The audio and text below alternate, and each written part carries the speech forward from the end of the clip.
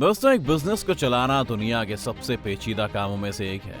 न सिर्फ आपको अपनी सर्विस या प्रोडक्ट को बेहतर करते हुए अपनी कंपनी को हर वक्त कंपटीशन से आगे रखना है, लेकिन साथ ही आपको ये भी ध्यान में रखना है कि आप साथ साथ नए प्रोडक्ट्स लाते रहें, ताकि आप एक ही प्रोडक्ट पर ज्यादा वक्त तक डिपेंड ना रहें, वरना उसकी टेक्नोलॉजी पुरानी होते ही हो सकता है आपकी कंपनी की कमाई एकदम से ठप पड़ जाए।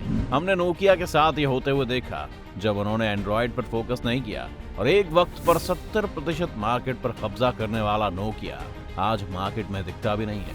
तो अगर आप भी जानना चाहते हैं कि वो कौन से बिजनेसेस थे जिन्होंने कंपनीज को हजारों करोड़ का नुकसान पहुंचाया, तो बने रहिए वीडियो के अंत तक हमारे साथ। वीडियो शुरू होने से पहले चैनल को सब्सक्राइब करना और बेल आइकन दबाना मत भूलिएगा। गूगल। दोस्तों, 90 के दशक के अंत में गूगल की बस शुरुआत भरी हुई थी और वो आज जैसा बड़ा नहीं था। उस वक्त गूगल के फाउंडर्स लैरी पेज और सर्जी ब्रिन ने Excitement.com नाम की एक कंपनी को गूगल को सिर्फ $10 लाख में बेचने की पेशकश की थी।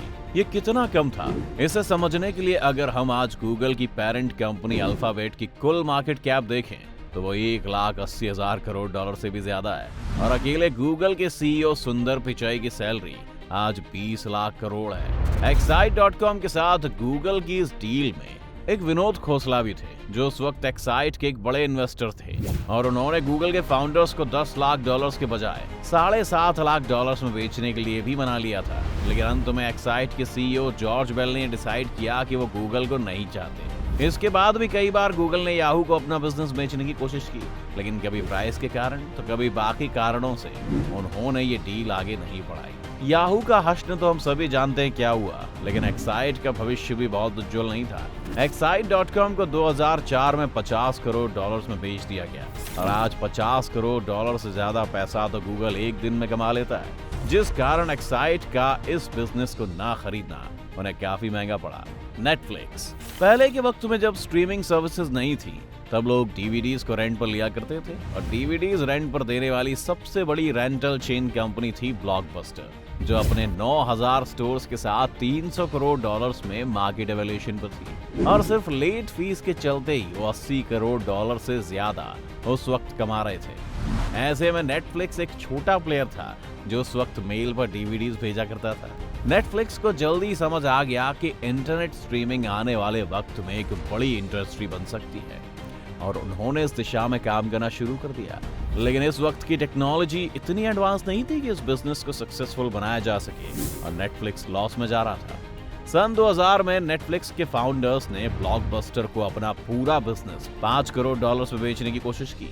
उन्होंने बताया कि किस तरह ब्लॉकबस्टर्स भविष्य के बारे में नहीं सोच रहा है और नेटफ्लिक्स के पास फ्यूचर को लेकर क्या विजन है। कहते हैं बातें सुनकर ब्लॉकबस्टर के सीईओ जॉन एंटियो को सिर्फ अपनी हंसी कंट्रोल करने की कोशिश कर रहे थे। $5 करोड़ के ऑफर पर उन्होंने कोई मोल भाव नहीं किया, सीधा नेटफ्लिक्स को खरीदने से मना कर दिया। अगले सिर्फ 10 साल में ब्लॉकबस्टर का सारा बिजनेस नेटफ्लिक्स के कारण ठप पड़ गया। कंपनी दिवालिया हो गई और आज नेटफ्लिक्स एक ही साल में 2500 करोड़ से ज्यादा की कमाई करने वाली कंपनी हो गई है। माईस्पेस। शायद आपने माईस्पेस का नाम ना सुना हो दोस्तों, लेकिन फेसबुक और ट्विटर के आने से पहले 2004 में यही सोशल मीडिया इंडस्ट्री में एक बड़ा रेवोल्यूशन था। माईस्पेस ने अपने लॉन्च के एक महीने के अंदर ही 10 लाख से ज्यादा यूजर्स कैप्चर कर लिए थे। इसके बाद रूपर्ट मोर्डोच की कंपनी न्यूज कॉर्प ने माईस्पेस को $58 करोड़ में खरीद लिया। माईस्पेस जब अपने पीक पर था तब उसकी दुनिया भर में लगभग 76 करोड़ यूजर्स थे, लेकिन रूपर्ट को जल्द ही माईस्पेस से पैसा कमाना था, जिसके लिए उसने पूरी वेबसाइट को ही एड से भर दिया और लोगों के लिए इसे चलाना मुश्किल हो गया।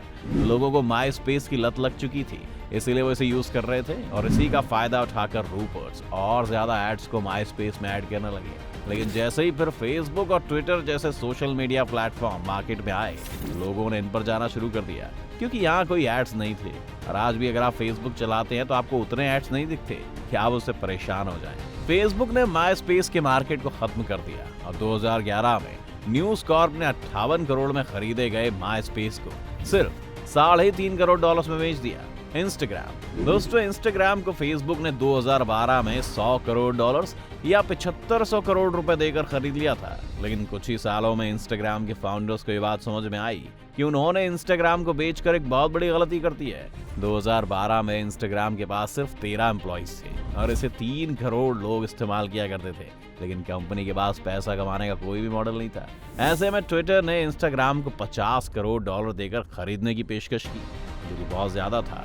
लेकिन इस बात की भनक फेसबुक के फाउंडर मार्क जकरबर्ग को लग गई। फेसबुक, ट्विटर और गूगल को अपने कंपटीशन की तरह देखता था और वो नहीं चाहता था कि इंस्टाग्राम इनके हाथ में लगे। जकरबर्ग के इन फाउंडर्स के साथ दोस्ताना रिश्ते थे, इसलिए उन्होंने को फाउंडर केविन सिस्ट्रोम को अपने घर बुलाया और इसका डबल ऑफर कर दिया, यानी कि 100 करोड़ डॉलर्स। ये डील उस वक्त पक्की हो गई और जब ट्विटर के फाउंडर जैक डॉस्की को इस बारे में पता चला तो इस कदर केविन से गुस्सा हो गए कि उन्होंने उसके बाद फिर कभी अपने इंस्टाग्राम अकाउंट से कुछ पोस्ट नहीं किया। इन फाउंडर्स को भी कंपनी बेचने के निर्णय पर तब पछतावा हुआ जब उन्हें पता चला कि 2018 में उनकी कंपनी छोड़ने के अगले साल ही 2019 में इंस्टाग्राम ने 2000 करोड़ की कमाई की, वो भी एक ही साल में। आज इंस्टाग्राम की मार्केट वैल्यू 20,000 करोड़ से भी ज्यादा है।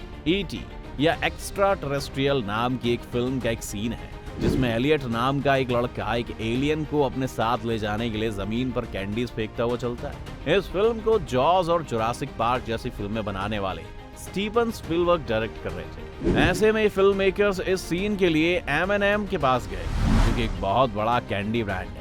ये फिल्म मेकर खुद भी M&M कैंडीज के फैन थे, इसीलिए उनका सबसे पहले M&M के पास जाना स्वाभाविक था। उन्होंने सीन में उनकी कैंडीज का इस्तेमाल करने की बात कही, लेकिन अगर M&M उन्हें इस सीन का पे करे तो इससे ब्रांड का काफी अच्छा प्रमोशन हो जाएगा। लेकिन M&M इस डील की राजी नहीं हुआ और फिर मजबूरन फिल्म मेकर्स को उनके कॉम्पिटिटर रीजेस पीस के पास जाना पड़ा, जो कि एक नई कंपनी थी। रीजेस पीस के जैक डॉट तुरंत इस डील के लिए तैयार हो गए और उन्होंने $10 लाख देने की पेशकश भी कर डाली। इस मूवी के थिएटर में रिलीज होने के बाद रीजेस पीस के शेयर्स में एक बड़ा उछाल देखा गया। साथ ही उनके प्रोडक्ट्स हर एक सिनेमाघर में बिकने लगे। सिर्फ एक प्रोडक्ट प्लेसमेंट ने रीजेस पीस को इस तरह फेमस कर दिया कि आने वाले सालों में उन्होंने इससे हजारों करोड़ डॉलर्स की कमाई की और M&M पछतावे के सिवा और कुछ नहीं कर पाए। तो ये थे कुछ ऐसे बिजनेस डिसीजंस जो इन कंपनियों के लिए डिजास्टर साबित हुए और ये लोग एक मोटी कमाई करते करते ही रह गए। लेकिन अब पछताने से कुछ नहीं हो सकता। क्या आपको भी ऐसे कुछ डिसीजंस के बारे में पता है? अगर हाँ तो हमें कमेंट में लिखकर जरूर बताएं। साथ ही वीडियो पसंद आने पर वीडियो को लाइक करना और चैनल को सब्सक्राइब करना भी ना भूलें।